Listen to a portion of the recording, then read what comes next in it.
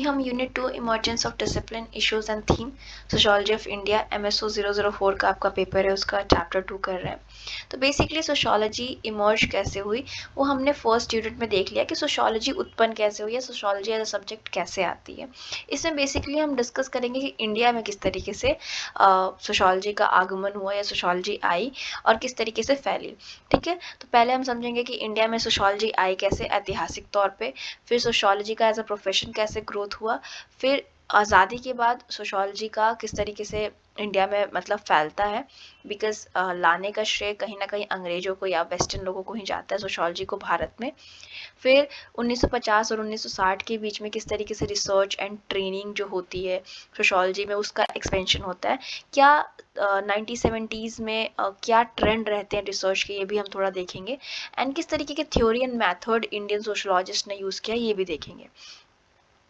तो देखिए सोशियोलॉजी भारत में या सोशियोलॉजी विश्व में किस तरीके से आती है, यानी सोशियोलॉजी का इमर्जेंस कैसे होता है, वो मैंने एक पूरा यूपीएससी का एक प्लेलिस्ट है उसमें वीडियो बना रखा है, और नहीं तो आप ये MSO 004 के प्लेलिस्ट में भी जाएंगे तो फर्स्ट यूनिट मैंने पढ़ा रखा है, उसमें मैंने बताया कि किस तरीके से वेस्ट में सोशियोलॉजी आती है। तो देखिए उसके बहुत सारे राजनीतिक, आर्थिक और सामाजिक कारण थे सोशियोलॉजी के एज अ सब्जेक्ट उत्पन्न होने के। सबसे पहले ये होता है कि मध्यकाल के समय, जब मध्यकाल से हम मॉडर्न टाइम की तरफ बढ़ रहे होते हैं तो एक अंधकार युग आता है जब लोग ज़्यादा ही गॉड में या ऊपरी जो शक्तियाँ होती हैं उसमें विश्वास करते हैं, और लोग इतना सोचते समझते नहीं है, जो राजा कह दिया, जो पादरी या प्रीस्ट जो होता है वो कह दिया, लोग मान लिया करते थे। ठीक है, लेकिन ऐसे फिर धीरे धीरे एक फेज़ आता है इनलाइटमेंट का या साइंटिफिक रिवोल्यूशन का या टेक्नोलॉजिकल रिवोल्यूशंस वगैरह का, जो लोगों को क्वेश्चन यानी तर्क वितर्क करना, ये हो रहा है तो क्यों हो रहा है, अगर राजा हमें सजा दे रहा है तो क्यों दे रहा है, या ये गॉड के नाम पे हमसे पैसा क्यों ले रहा है, ये सब पूछना शुरुआत हो जाती है। धर्म सुधार आंदोलन भी होता है। ठीक है, तो ऐसे बहुत सारे आंदोलन या क्रांति आने लगती है। कमर्शियल रेवोल्यूशन होता है जब बहुत सारी वहाँ पे टेक्नोलॉजीज़ यूरोप में आने लगती हैं, तो लोग अलग अलग जगह पे व्यापार करने जाते हैं, दिमाग खुलने लगता है। इंडस्ट्रियल रेवोल्यूशन हो जाता है, जो कि औद्योगिक क्रांति होती है, तो लोग अपने गाँव में कृषि वगैरह को छोड़ के शहरों में जाके फैक्ट्रियों में काम करने लगते हैं। फ्रेंच रिवोल्यूशन होता है जब राजा और मोनार्क को हटा के एक डेमोक्रेटिक राज्य या एक रिपब्लिक की शुरुआत की जाती है।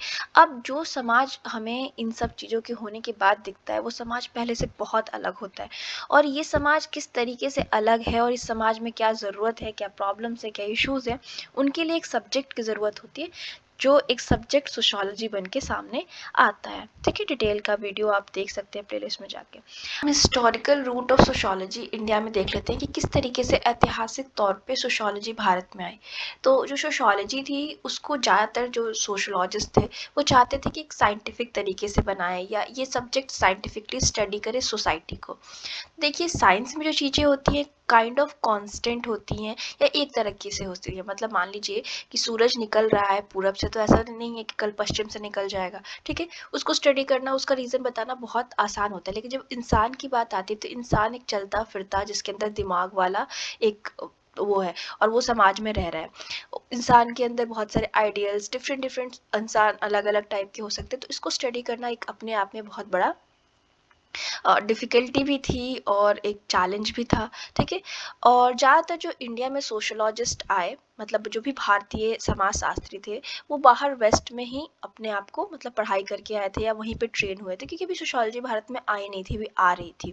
ठीक है, तो उन लोगों ने जो कुछ भी सीखा था वो वेस्ट के हिसाब से, यूरोप के हिसाब से ही सीखा था, भारत के हिसाब से नहीं सीखा था। भारत में आके उन लोगों ने भले थ्योरीज अपनी बनाई, पर शुरुआती तौर पे वो लोग यूरोप से ही पढ़ के आए थे।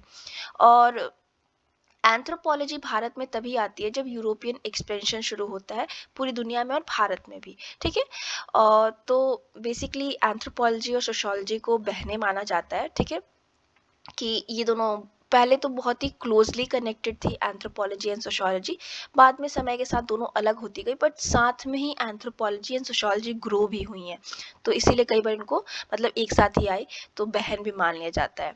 ठीक है, अगर हम बेनर्ड कोहेन की बात माने तो वो बताते हैं कि जब ब्रिटिशर्स आए थे भारत में, तो उनको नॉलेज की बहुत ज़रूरत थी। नॉलेज इन द सेंस कि हमारे समाज को, भारतीय समाज को समझने की बहुत ही ज़्यादा उनको आवश्यकता थी। जब तक वो भारत के समाज को समझ नहीं पाते, वो हम पे राज कैसे करते।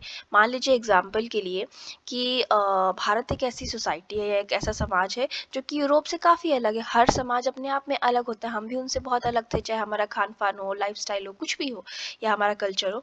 तो उसको समझने के लिए इन लोग को डेटा चाहिए था। इनके साथ मतलब एडमिनिस्ट्रेटिव पर्पस के लिए हमारे ऊपर जो भी प्रशासन या राज होता ब्रिटिशर्स का, उसके लिए, ठीक है। दूसरा ग्रुप भी था मिशनरीज का, जो धर्म का प्रचार करके लोगों का धर्म परिवर्तन करना चाहते थे, जो यूरोप से ही आए थे। उनको भी डेटा चाहिए था हमें समझने के लिए कि फिर हमारा धर्म परिवर्तन करा सके।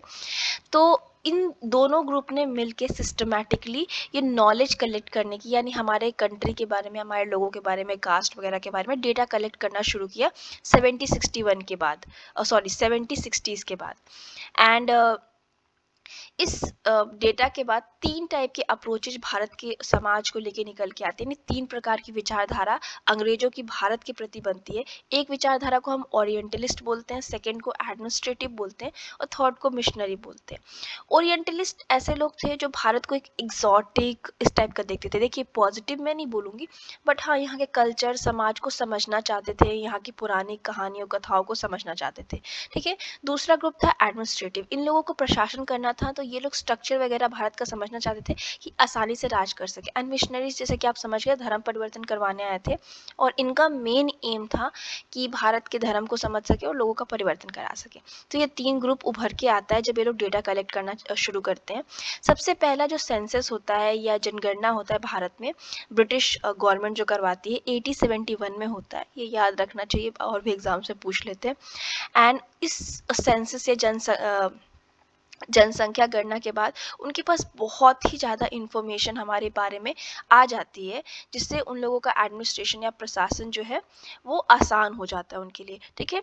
और ये लोग डेटा जो कलेक्ट करते हैं, जो भी इंफॉर्मेशन हमारे भारत में कलेक्ट करते हैं, कास्ट के बारे में, और कास्ट में किस तरीके की हायरार्की, यानी क्या ऊंच नीच है, समाज में किस तरीके का डिवीज़न है, कौन मतलब समाज में किसके साथ भेदभाव किया जाता है, इस टाइप की चीज़ें।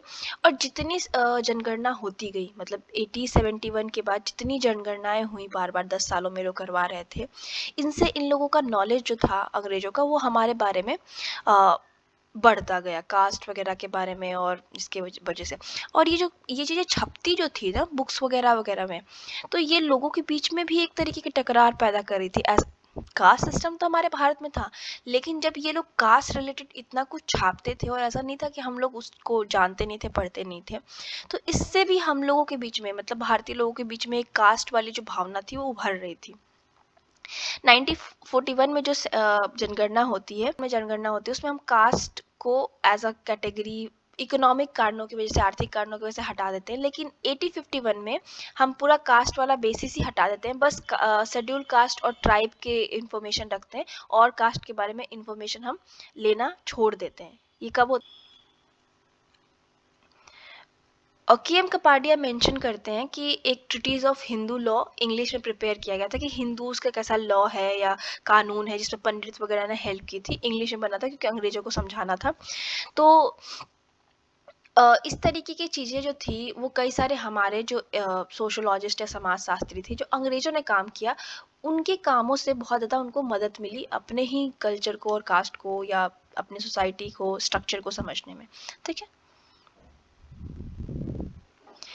अब एज अ प्रोफेशन सोशियोलॉजी किस तरीके से डेवलप होती है उसके बारे में समझ लेते हैं।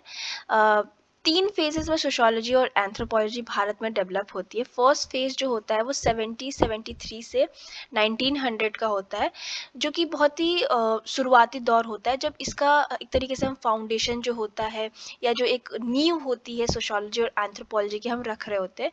सेकेंड फेज जो होता है वो 1901 से 1950 तक होता है। एंड ये दोनों डिसिप्लिन तब तक प्रोफेशनलाइज हो जाती है, यानी एक तरीके की प्रोफेशन बन जाती है, आप इसमें डिग्री ले सकते हैं। एंड थर्ड जो पीरियड होता है वो तब होता है जब इंडिया इंडिपेंडेंट हो जाती है, ठीक है। 17वीं सेंचुरी के प्रारंभ में ये डिसिप्लिन भारत में आती है, ठीक है। और श्रीनिवास जी ने बताया है कि बहुत सारे यहाँ पे एथनोग्राफिक वर्क हो रहे होते हैं, ब्रिटिश ऑफिशियल्स से कर रहे होते हैं, बहुत सारी जनसंख्या गणना हो रही होती है, बहुत सारे प्रोफेशनल सोशोलॉजिस्ट एंथ्रोपोलॉजिस्ट यूरोप से आने लगते हैं और यहाँ भारत में उनका इंटरेस्ट बढ़ने लगता है। ठीक है, तो इसका मतलब क्या हुआ, एथनोग्राफिक आपको पता होना चाहिए, जो जिसको पता है वो कमेंट में लिख दे। बाकी एथनोग्राफिक वर्क हम इस तरीके से कह सकते हैं कि ज़मीनी तौर पे हमारे कल्चर को समझने के लिए, डिफरेंट डिफरेंट एथनिक ग्रुप को समझने के लिए काम होना शुरू हो जाता है। तो ब्रिटिश ऑफिशियल्स हमारे देखिए, हमारा देश बड़ा है, इतना तो आप मानेंगे, यहाँ पे अलग अलग कल्चर के, अलग अलग विश्वासों के, धर्मों के लोग रहते हैं, हर किसी का अलग जीवन शैली भी हो सकती है, क्योंकि छोटे देश तो है नहीं। तो केवल जनसंख्या गणना से सिर्फ नहीं समझ पाते हमारे देश को, तो और भी छोटे छोटे काम होते हैं डिफरेंट डिफरेंट कल्चर को, डिफरेंट डिफरेंट ट्राइब को समझने के लिए। तो इन सब डेटाज वगैरह को देख के, इन सब काम को देख के, और भी प्रोफेशनल जो सोशोलॉजिस्ट या एंथ्रोपोलॉजिस्ट यूरोप में रह रहे होते हैं, वो भारत में आने लगते हैं, इंटरेस्ट लेने लगते हैं, क्योंकि भारत अपने आप में बहुत ही यूनिक और ब्यूटीफुल होता है। WHR रिवर्स जो है वो अपनी पब्लिश करते हैं स्टडी ऑफ टोडास, और ये बहुत ही इंटेंसिव फील्ड वर्क होता है, ये फील्ड वर्क करते हैं, और एक फर्स्ट मोनोग्राफ होता है मॉडर्न सोशोलॉजिकल एंथ्रोपोलॉजिकल ट्रेडिशन पे। ठीक है, पहला ऐसा मोनोग्राफिक बुक टाइप का होता है जो कि हम मॉडर्न सोशल एंथ्रोपोलॉजिकल ट्रेडिशन के यहाँ से प्रारंभ समझ सकते हैं कि एंथ्रोपोलॉजी और सोशोलॉजी का शुरुआत होता है।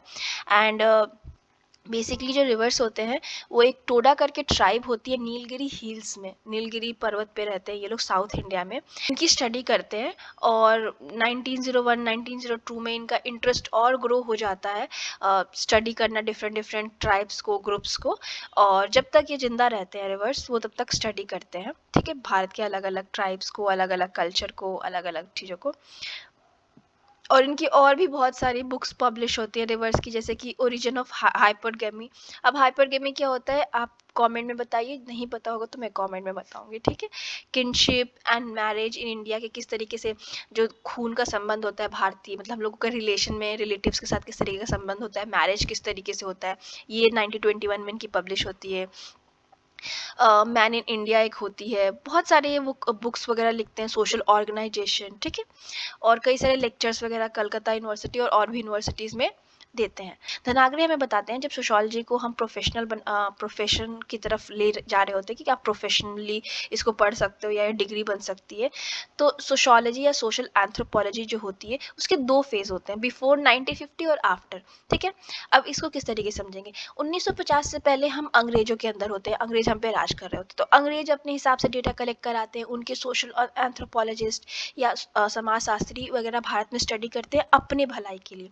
तो 1950 से पहले जिस तरीके का सोशोलॉजी या सोशल एंथ्रोपोलॉजी होती है, उससे बदलाव आ जाता है आज़ादी के बाद, क्योंकि आज़ादी के बाद हम लोगों को भारत को इस तरीके से समझना था कि हम भारत में प्लानिंग कर सके, डेवलपमेंट कर सके, विकास कर सके। आज़ादी के बाद हमें भारत का विकास करना था, लेकिन जब अंग्रेज हमें हमारे बारे में स्टडी करते थे, उनके सोशोलॉजी स्टडी करते थे, तो उनको हमारे ऊपर राज करना था, तो डिफरेंस आ गया था। ठीक है, ये दो फेजेस में डिवाइड करते हैं धनाग्रे जी। जो फर्स्ट डेकेड होता है 20th सेंचुरी का हमारे भारत में, उसमें इंडियन स्कॉलर्स LK अनंत कृष्णन अय्यर और SC रॉय जो होते हैं, इन्होंने बहुत ही अच्छा काम किया है एंथ्रोपोलॉजी में। अय्यर जी जो होते हैं, इन्होंने कास्ट और ट्राइब जो कोचीन और मैसूर में है उनको स्टडी किया, और जो सीरियन क्रिश्चियंस थे केरला में उनको स्टडी किया। एंड रॉय जो थे, SC रॉय, वो लॉयर थे प्रोफेशन से, उन्होंने बहुत सारे मोनोग्राम लिखे ट्राइब्स पे जो कि बिहार में थे। ठीक है, और 1921 में इन्होंने एक जर्नल भी स्टार्ट किया जिसको मैन इन इंडिया कहा जाता है, जो कि अभी भी शायद मार्केट में आती है। एंड उन्होंने एक बुक भी लिखी, कास्ट, रेस एंड रिलीजन, तो ये लोग इन इंडिया 1934 में इनकी पब्लिश हुई। तो ये बुक बहुत ही ज़्यादा इम्पॉर्टेंट है, और ये एंथ्रोपोलॉजी की भारतीय लोगों की विचारधारा को, या सोशोलॉजी की भारतीय स्कॉलर्स की विचारधारा को दिखाती हैं ये बुक्स, कि किस तरीके से स्टडीज़ होने लगी थी। अब